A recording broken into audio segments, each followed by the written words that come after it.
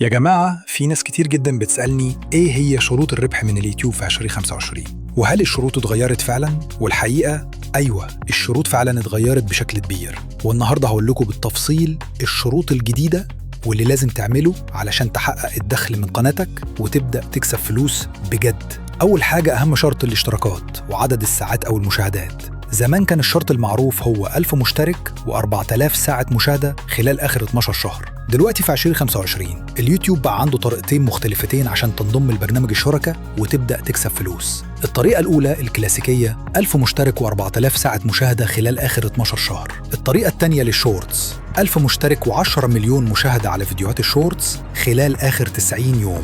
يعني دلوقتي لو محتواك شورتس بس، ممكن تحقق الشروط من خلال المشاهدات الكبيرة على الشورتس بدل الساعات الطويلة. تاني حاجة، حساب أدسنس مفعل وسليم.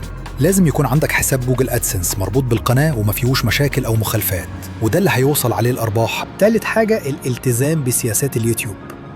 يعني محتواك لازم يكون ملتزم بإرشادات المنتدى وما يكونش فيه حقوق طبع ونشر أو محتوى معاد استخدامه من قنوات تانية. رابع حاجة، التحقق بخطوتين. مهم جدا إنك تفعل ميزة التحقق بخطوتين في حساب جوجل بتاعك عشان حسابك يكون مؤمن واليوتيوب يقبلك في برنامج الشركاء.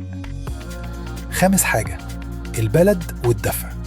لازم تكون ساكن في بلد مدعومة من برنامج شركاء اليوتيوب، وتجهز بياناتك الضريبية وطريقة الدفع، حساب بنكي أو ويسترن يونيون أو حسب بلدك.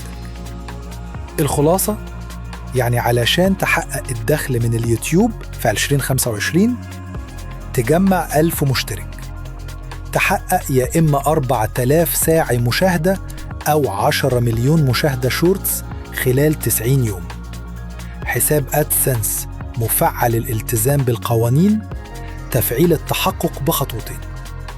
الختام، قولولي في الكومنتات إيه أكتر شرط شايفينه صعب، وما تنسوش تعملوا لايك وسبسكرايب علشان يوصلكوا كل جديد عن اليوتيوب والربح أونلاين. السلام عليكم. لا تنسوا الاعجاب بالفيديو والاشتراك في القناة تشجيعا لنا لنستمر بنشر المزيد إن شاء الله.